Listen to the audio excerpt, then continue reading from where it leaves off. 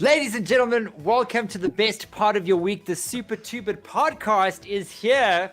Good to have you here. We have a very, very special topic tonight, something that a lot of the sim fans have been talking about, and that is none other than Microsoft Flight Simulator 2020. I think it's been out for a couple of days. Neil even did a stream about it a night or two ago, and the game is mind-bogglingly. It's so impressive. I was like, Neil, we have to just talk about this for 45 minutes because I don't think people understand how impressive this game is. Speaking of which, let's get him in here. Neil, how you doing, buddy? Hey, it's me again. How you doing, bro? Getting yourself, bro, Jangalini. Thank you for making the time. Could you believe you've been on the podcast for 9 episodes in a row? 9 episodes, excluding the 3 bonus episodes we did for all those fun events. How did you get so lucky, buddy? Count your lucky stars. Dude, you know. But I could think of no one better to have on this podcast to talk about. Is my luscious man getting cut off? I was about to say, if my man's getting cut off, we're going to cancel the podcast right now, as long as it's in full frame. I could think of no one better to have on this podcast to talk about Microsoft Flight Simulator 2020 than you, because you are a passionate flight. I still remember you playing the Jaeger flight sim games back in the day. Jaeger Flight School. Do you remember that? Oh, Chuck Yeager's, yeah. Chuck Yeager, yeah. Oh, man, I still remember watching you play that. Game. But this game might be my new favorite one. So, but I don't think we're talking about this as a review episode. This is more about, is this the next generation arriving right here, right now? Is this the next crisis, basically? Well, that's it. So, we've had a lot of interesting things happen in the last couple of months when it comes to gaming, and that's like, the reveal of the PS5, the new Xbox, and there's been a lot of games revealed, and nothing has really, and I think you guys can chime in and agree with me, people jumping in the chat, nothing has truly felt next gen. That's just my opinion. Maybe you guys think different. And then I saw Microsoft Flight Simulator, and I'm not really a flight sim guy, and what? I was like, really, Neil? Really? I was like, crumpets Delilah. Like, the technology in this game is mind-bending. And like I said, not many people know the actual nitty-gritty, what's happening behind the red velvet curtain. And that's what I want to really explore tonight, because it is, I think, to quote you, Neil, said the best piece of software you've seen in the last decade. Yeah, that is. I think, did I say that on the stream last night? I think I did. I watched. Yeah. I sat with the sherry, and I watched you for an hour. A flight sim game, man, on my projector, and I was like, "This is amazing."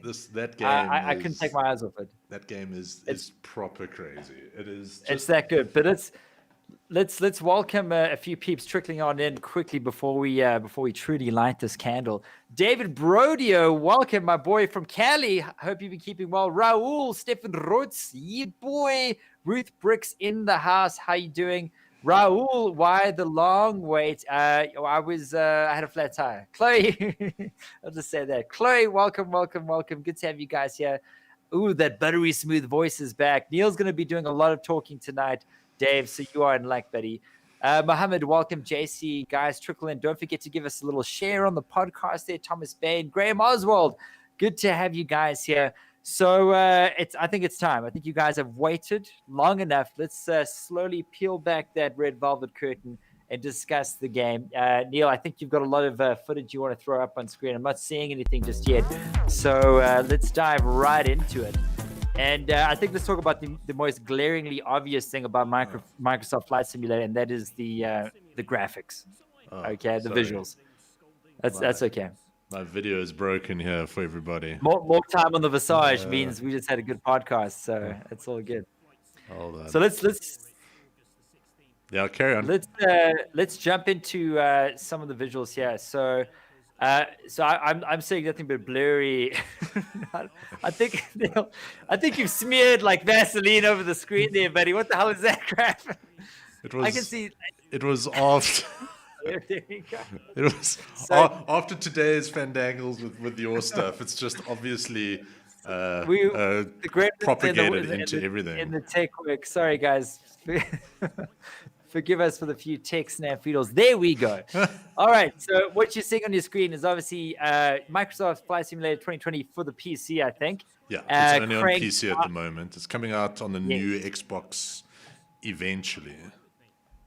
And one of the most impressive things to me, besides I'm going to call this photorealistic, because this is the first time that I think any game deserves the title of being photorealistic, like legitimately. The entire world has been mapped and you can fly anywhere you want. Neil, tell us exactly how that was even possible. Obviously, it's a Microsoft game, so they're using Bing Maps data. So Bing Maps has got something like 2.5 petabytes, which is like, I can't remember what it is. It's like 2,000 terabytes or 200,000 terabytes of data. It's like some insane amount of data of just of satellite imagery. But the clever thing is, obviously, like you've seen this in Google Maps where it starts generating houses, and a lot of those houses are built by people. So people build like the Sears Tower in Chicago, and they submit it to Google, and Google puts it in their maps, and they start building stuff. But the AI is getting so advanced now that it can look at these map images and start populating houses based on the data that it's seeing. They're not exact. I took a flight over where my house is here in Joburg. Did you see it? And the driveway is there. There is a house there, but obviously the house is not the same shape as my house. It's just like generic house shape. But you can totally see like, oh, there's my driveway, and there's the house, and there's the garage. So it's like 85% accurate. Depending on where you are. So here in Joburg, obviously, like it's not a high priority to have super dynamic, ultra realistic mapping. But somewhere like London, as you can see in this footage here, is almost one-to-one with where your house is and what it looks like. It's a rough approximation of what your house looks like, but it's still pretty damn good. And certain areas are basically realistic. But to me, the most impressive piece of tech is the like trees and the grass. It knows what grass is. It knows what trees are. It knows what water is. You can see some of this water flying over now. The water in this game is just amazing. I just fly around, and I haven't done that in a video game since, I can't even remember. I think since Flight Sim 98 even, where you just fly around, and back then you imagine if they had actual polygons for some of these buildings, where now every single building has polygons, every single tree is real, every single plant is real, and when you land on the ground, there's there's cars driving around, there's animals. If you go to the African savannas, there's animals running around, and that's all done by AI. So like that's where this next gen to me comes in. It all connects to Microsoft's Azure cloud platform, and it downloads data constantly. I've downloaded 3.5 gigs of data, playing it for about 5-6 hours. So, but it needs to, because it's it's the whole world. It's not a cheap game to run. So if you're on LTE or something, or you're using mobile data, probably not the game for you. But like, look at this. Like it looks insane, and it doesn't run great, but it also isn't unplayably slow. Like, it works if you have a half decent computer. Something, because obviously I watched, like I said, I couldn't take my eyes off the screen last night for a flight sim game. Neil, Crumpets Delilah. I really am getting old, but something that I thought was very interesting is you're flying over New York in a Cessna. Is that how you say it? Cessna. And you, as you flew over New York, you wrapped around Central Park and you came back, and the performance improved. And you said something about it actually caches the location data. What's the word for that? So it's basically, if you fly over particular areas often, so it loads in data for the areas that you're flying in. So the more you fly in an area, the more it caches that data, and the better the quality gets as you download. I was even getting some warnings last night that it was downloading data too slowly for it to update fast enough. So you could actually fly down the strip here in Las Vegas, and then it won't look amazing. The next time you come back, it'll actually start looking better and better and better. Like, it does have a limit. Obviously, it is just satellite data. But the fact that we can just look at the screen and be like, oh, that's Las Vegas, that's something that no flight simulator or no game has ever been able to do that before. And the other cool thing is that it's a really good flight simulator at the same time. It's not... Yeah, the fact that it's hyper-realistic on top of that. Yeah, and it's like the best version of Flight Simulator, as well as having this ridiculous level of detail. Like this, the guy's talking about, like, they've actually modeled interiors of some of the windows. So you they have that 3D effect when you're looking inside. It's so cool, and it's the first game that I've seen that it's like, wow, this is what every game on there you go. PlayStation 5 and Xbox will look like. Look at that. Sorry, obviously I got a mild delay, so I'm seeing some of the interiors of the Shard here, and that's mind-boggling, dude. I saw that last night. When you're flying over New York, you flew over the USS Intrepid, where we went in January. It's an old World War II aircraft carrier museum, and we went there, and I kid you not, it was literally, there was the is it the Blackbird? Yeah, the Blackbird, the F-14, all the planes. And I was like, oh, there it is.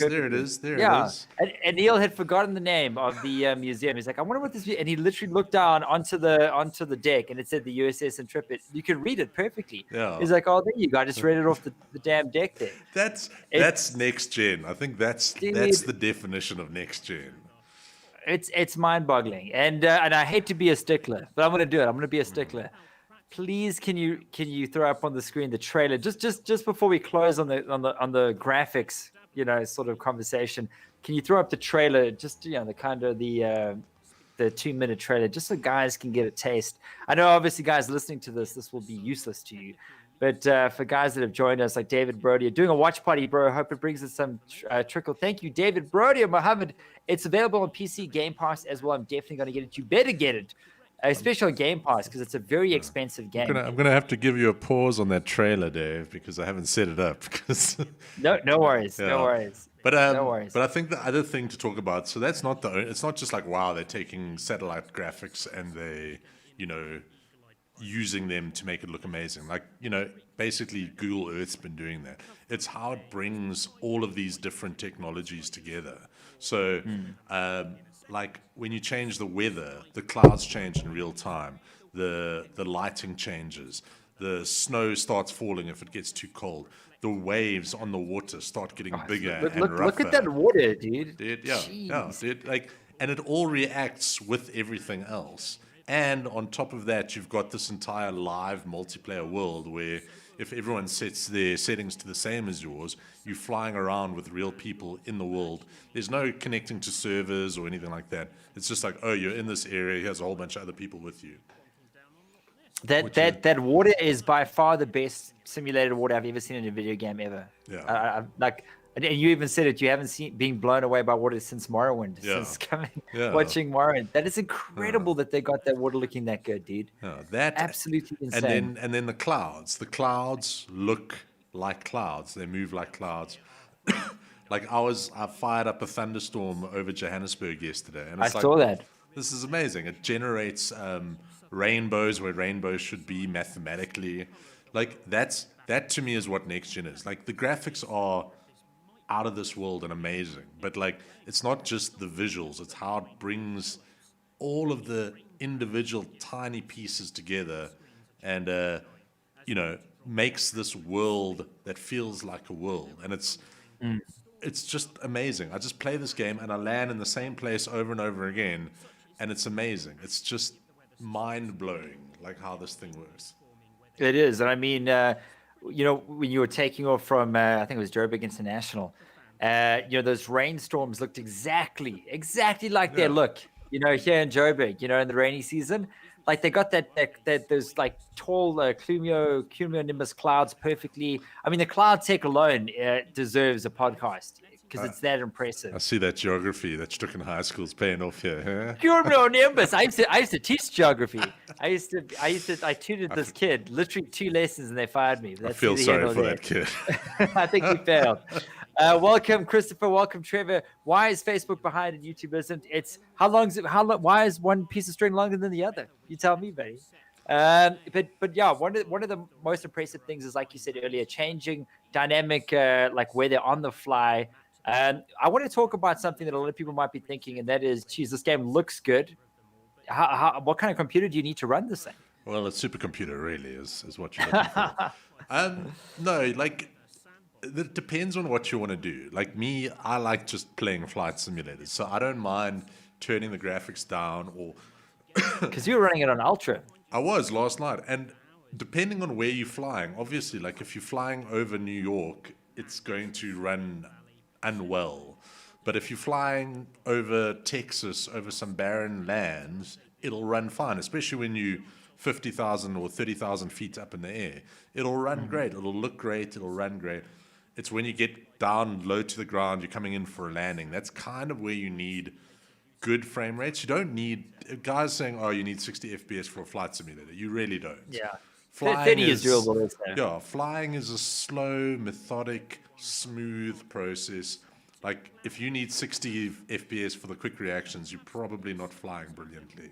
Maybe in an acrobatic airplane, sure, and obviously it feels smooth and runs smooth at 60, but it needs quite a PC. I've got a 1080 Ti. Yeah. I've got a 16-thread Ryzen. I've got 16 gigs of RAM. I think the biggest thing holding me back at the moment is my RAM. If I had faster RAM and 32 gigs of it, you need at least 32. Yeah, I think that would be the thing. I think the graphics card's actually doing okay. And then my process is a bit of an older gen Ryzen, so maybe a newer gen. But like I would say, and you can feel it, like most of the stutter comes from when it's just loading in all this information. The displaying of it, I actually think it runs. Flight Simulator 10 used to run like poo as well. It was not a well optimized game. This game, for how it looks, I think it runs great. But obviously some guys will be sticklers. And there is no PC that can run this thing smoothly at 4K that's what they say. At 60 FPS. But if you can run this thing at 4K at 30 FPS, I think you're in for a treat. But I mean, I was watching you flying over New York last night, and on your second run, dude, it wasn't that bad. Like and that's New York. That's obviously going to be one of the most crowded areas. But you know, on Ultra with your specs, it was running pretty smooth.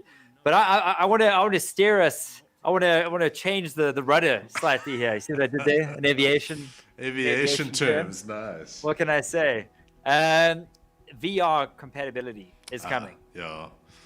And I think that is going, like, dude, I've never really felt like I wanted, like, I mean, there's been some cool games with VR, and like I said, I'm not even into flight sims, but dude, to play something like this purely from an escapism point of view with a VR headset, dude, I think I might have to jump in.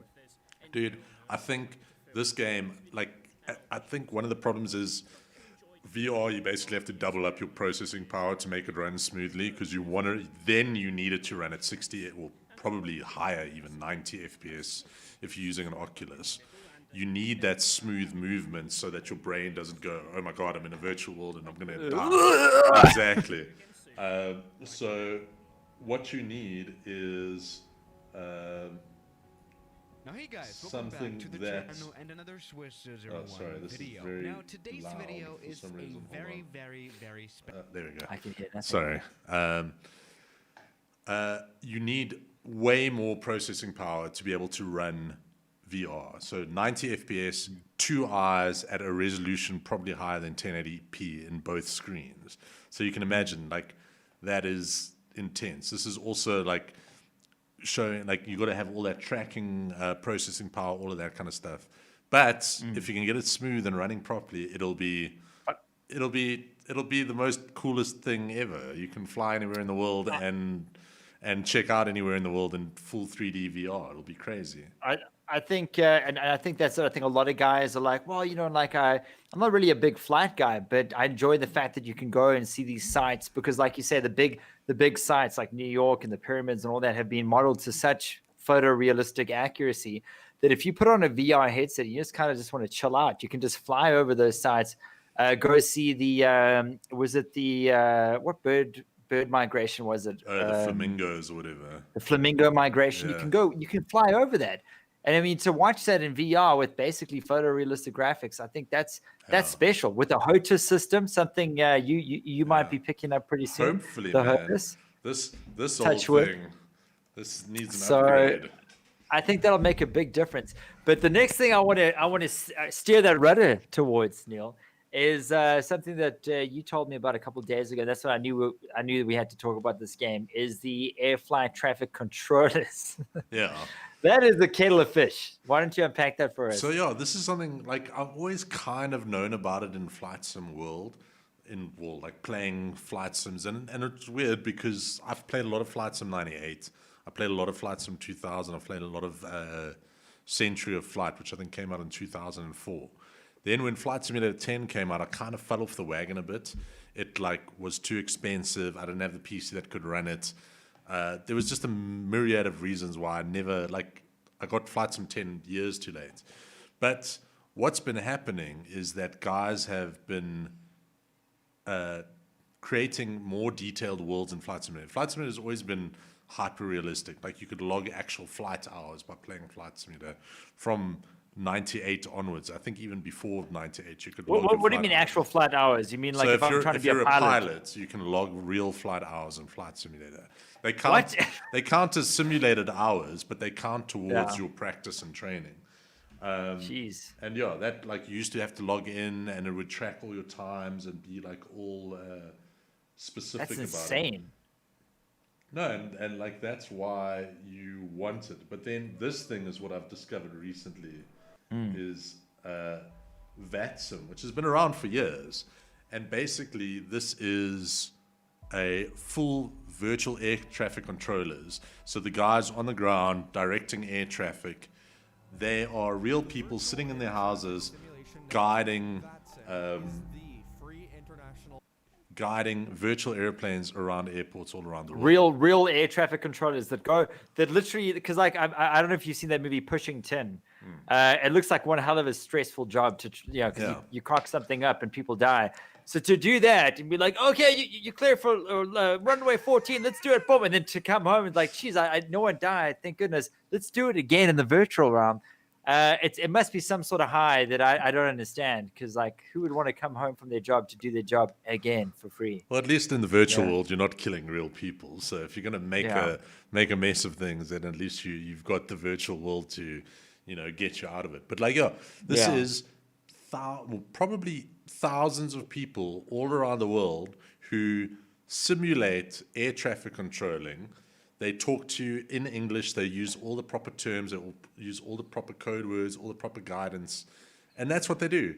They have like Dulles International Airport in, where is it? Fort Worth, Texas, I think.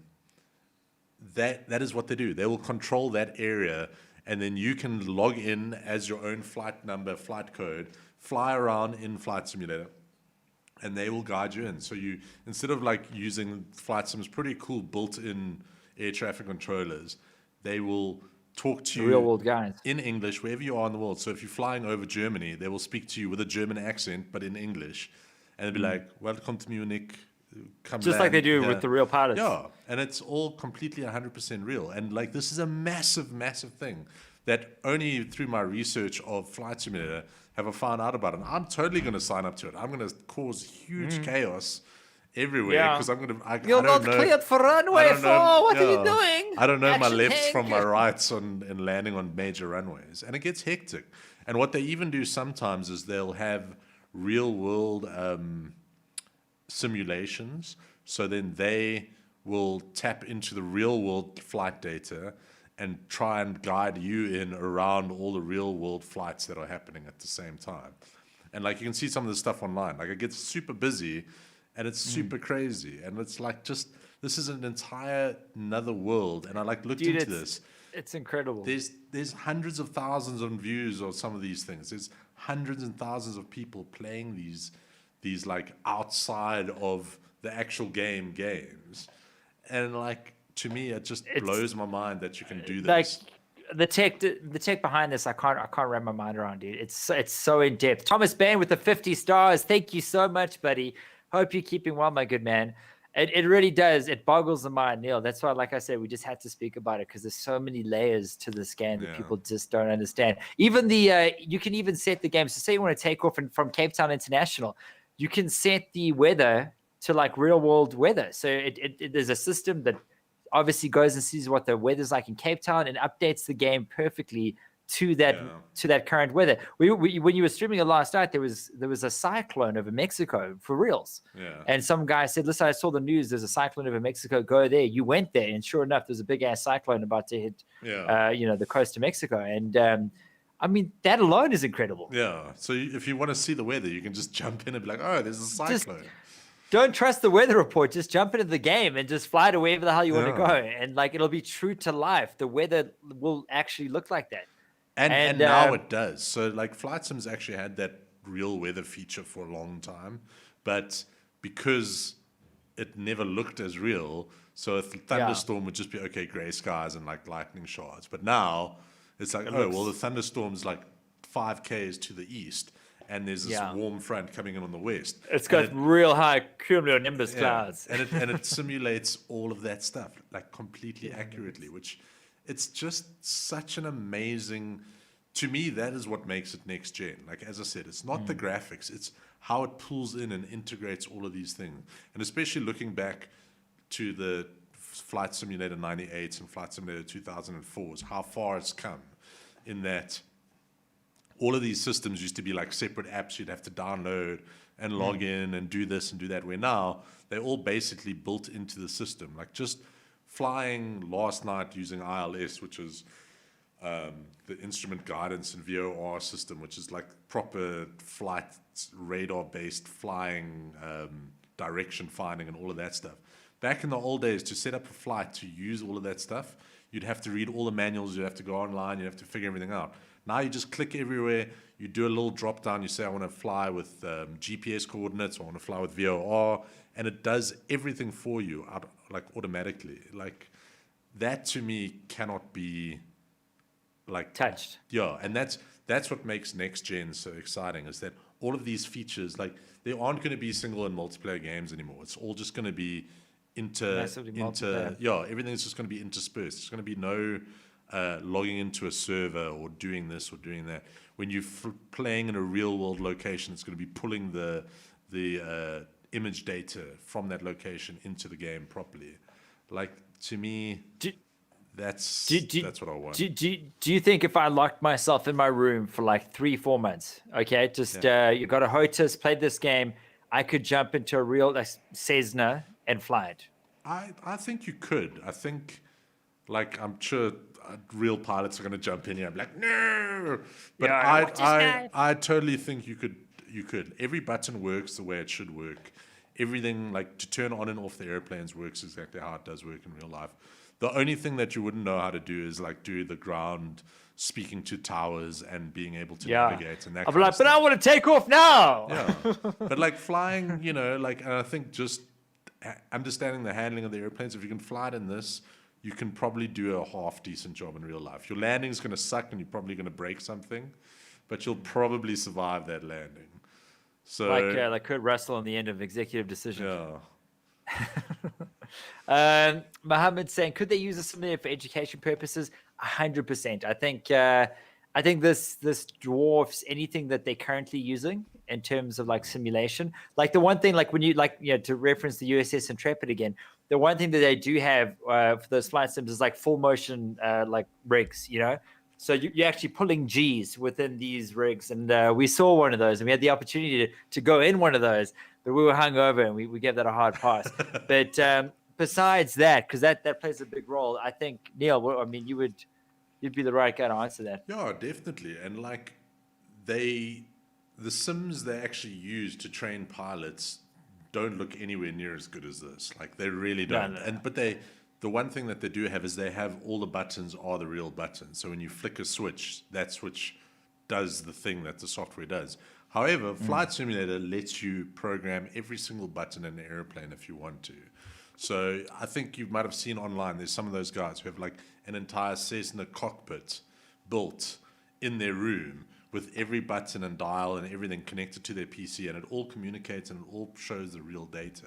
And that's how guys fly. Like that'll cost you 100,000 rand to put together, but that's still, worth it. That's like 1/50th the cost of an actual Cessna. And you can do it safely. And you can whatever do it the hell safely. you want. You can do whatever you want. With a beer in hand. So you have that, and you build your stuff, and you have all of that stuff in the complete safety and comfort of your own home. That's what you want, you know. Would you? Are you tempted to? I know you've got a full motion racing rig. Would you tempted to maybe build I would love to, but there's no space in this room. Like I'm looking, I'm like I could maybe fit it over there. I know you've got a spare bedroom, Neil. I know you do. Yeah. I don't think the missus would be too happy with 2 rooms of the house being dedicated to gaming things. Yeah. But yeah, this game, like to me, like I'm actually interested now to see what other games are coming out that will impress me as much as this game does. Because from what I've seen from those showcases of the Xbox and PlayStation, oh my gosh, nothing comes close to this. What was that? Was it Godfall? Is it Godfall? Yeah, that game. Like next gen graphics with Godfall, and then it looks like a mobile game, and then you get this, and you're like, oh my word, this is insane. You know, not only visually, but the amount of technology pumped into the hood is mind blasting. You know, for me, this is the first next gen game we've seen this year, honestly. And no doubt. Me, this is the first game since Crisis that brings PCs to their knees, that people are like, okay, can my PC run this? And like, it's totally worth spending all that money on an amazing PC to get it to run, because it does look so damn good. I'm gonna, when the finances are looking a bit stronger, I think I'm gonna dip into like a little VR and pick this up and get a decent little joystick, because this is fun, dude. Like even like that's something they mentioned in the trailer itself. Like even if you're not into like the hardcore, like talking to real life, traffic controllers, just take a flight over the Sahara, with your Xbox controller. Well, I'll probably get a little joystick, but like take a flight to just enjoy the sights and the sounds. For me, video games have always been about escapism. For like de-stressing and just kind of getting transported to a different world and just having fun.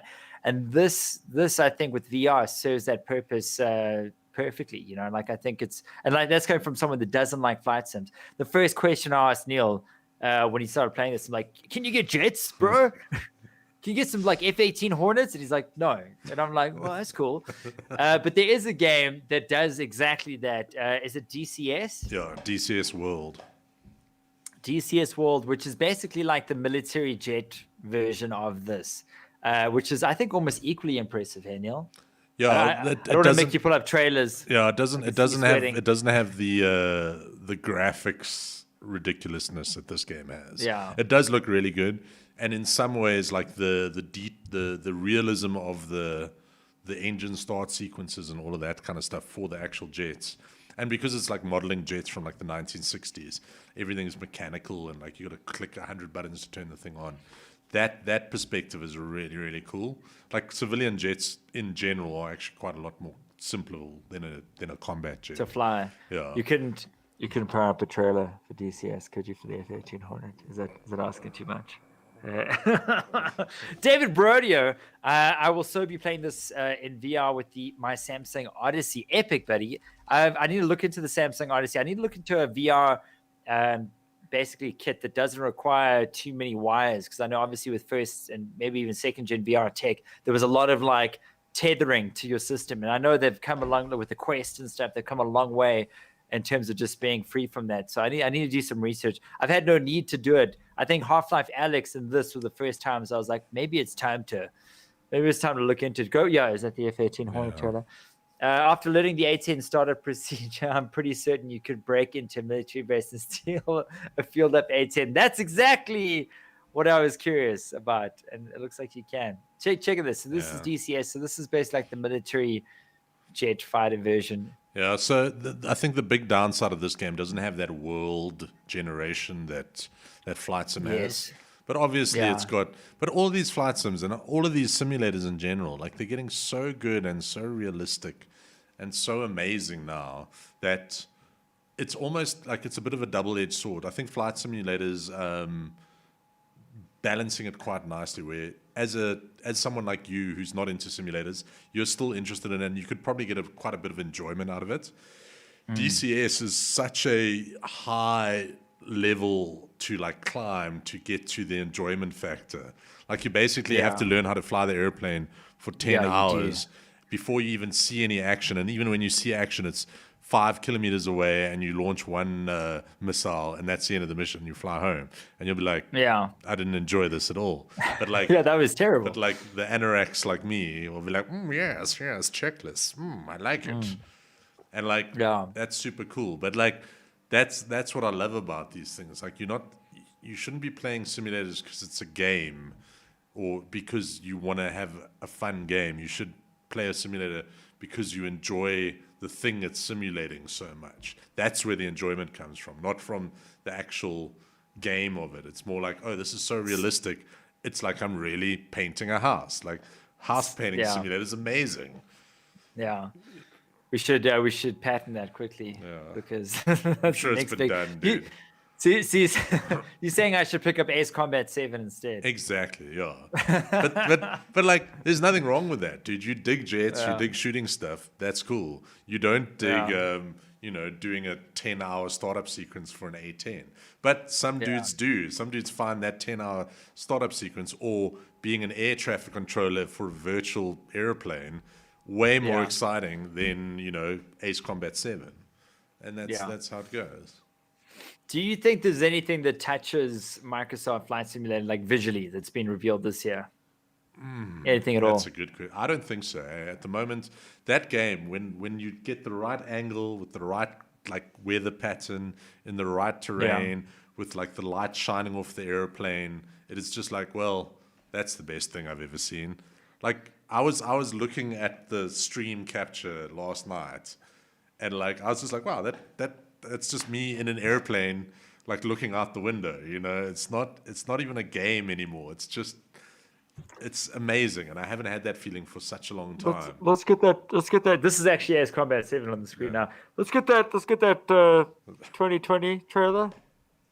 Microsoft Flight Sim. I love how I go to my corporate voice. Hey Neil, we throw up that trailer, buddy. Thank you. So this is the game we're just talking about. This is like an arcadey, almost like a Top Gun-esque, zero skill required, lots of explosions and jets. That's the game I should probably pick up. It still looks pretty cool. I'm probably going to pick it up. The worst thing is you always ask me to play like 1 minute 50 long trailers that then run out, and then. But hey Neil, I'm gonna need you to put that trailer up right now. Stop back chatting. Mohammed, lol, dreams that could be. Dreams that could be in terms of a VR HOTAS setup. We need some context, buddy. Trevor with beer, yes. I'm dipping back into the comments while Neil preps that video. Is this it? Is this the trailer? Mm-hmm. Let's have a look. This is the trailer, guys. Drink it in.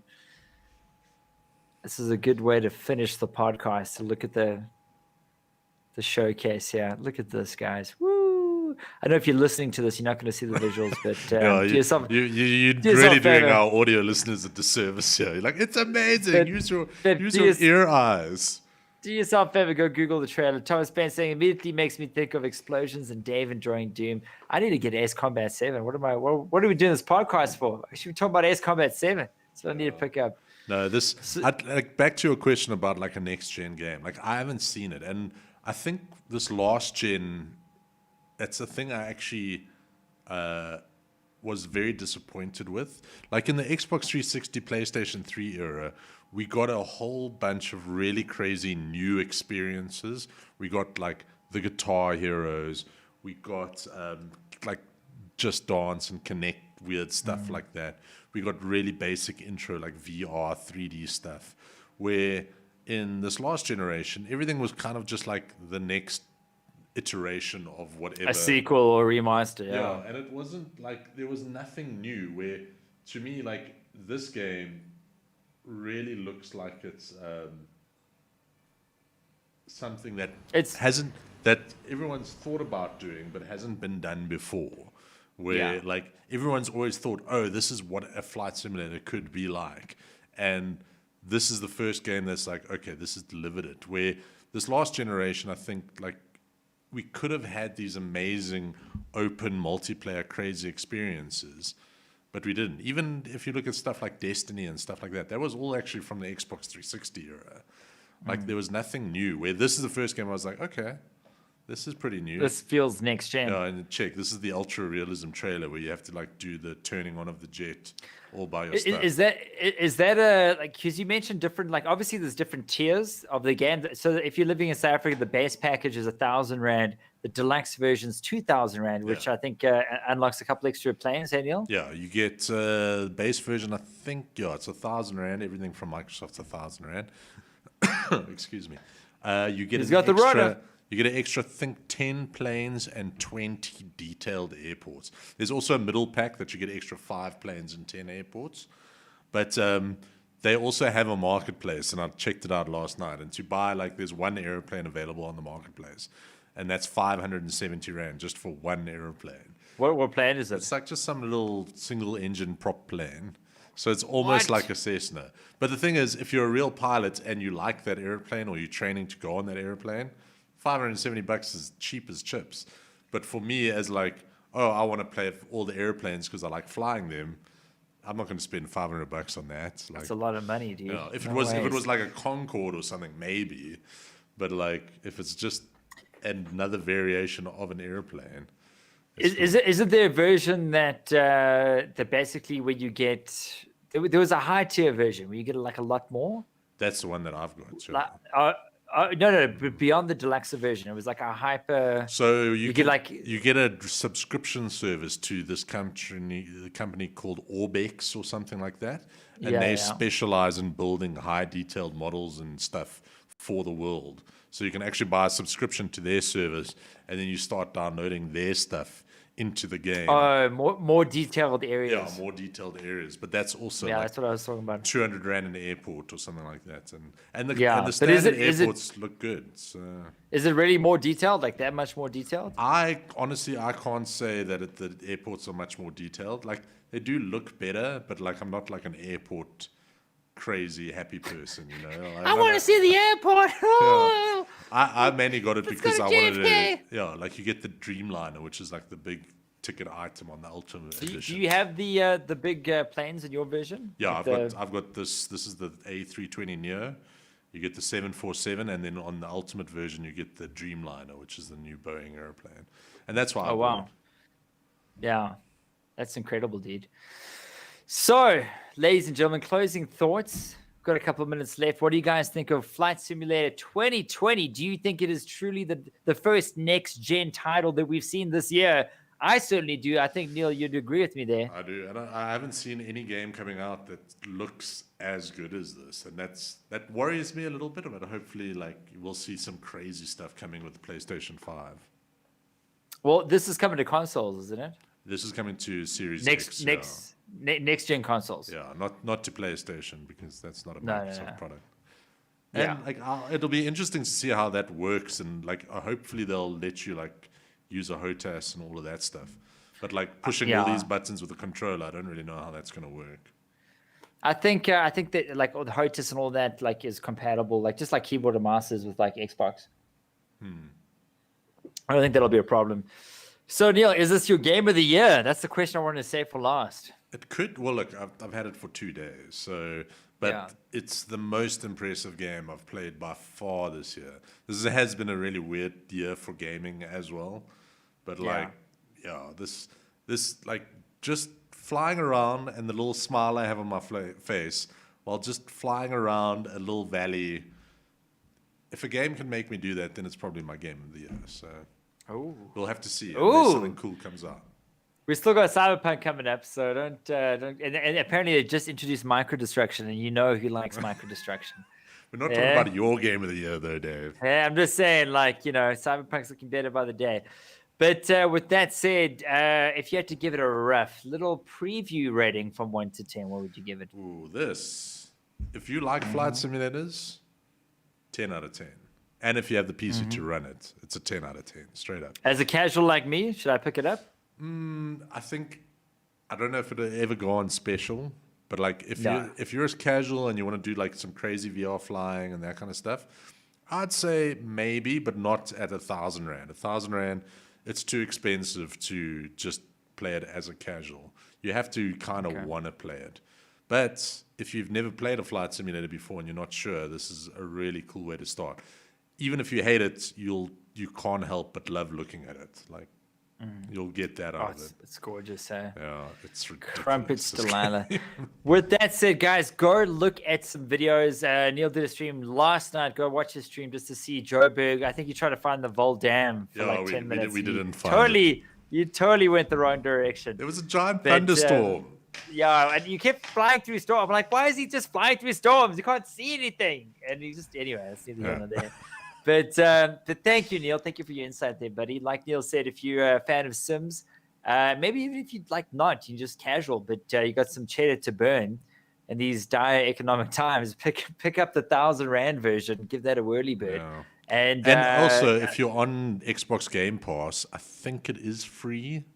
It is. So it is. Definitely download it. Look, the downloader is huge. It's 90 gigs and it takes 7 hours, but it's damn cool. Because Xbox Game Pass is 600 Rand or 699 for 3 months? Something like that, correct me if I'm wrong. I think it's about, call it 700 Rand for 3 months or 600 Rand for 3 months. But then you get Xbox Game Pass, you get this game and a bunch of other games as well. So play it for a month or two, cancel your subscription, but in the same time, you've got access to you name it. And you'll know then if you like it or not. Yeah, so it's not a wasted purchase. But with that said, I want to thank everyone that joined us, from Quantum Precision Gaming to Thomas Bain to Mohammed to my boy Dave Brodio from across the seas. Guys, thank you so much for joining us and sharing the stream. Trevor, for everyone that give us stars. Thomas Bain, thank you for the stars. If you guys are watching this after the fact, still give us a share there on Facebook. We appreciate every share and like we get. And don't forget, we got the links to both Spotify and Apple Music in the description. So if you want to go listen on there, pick your poison and give us a subscribe. Neil, closing thoughts? Guys, do some flying. Simple as that. Cool. As simple as that. Much love to you guys. Thank you for joining us for the podcast episode. I think it was episode 9. Cool. Episode 9. We'll catch you on the next one. It's your boy. Cheers, guys.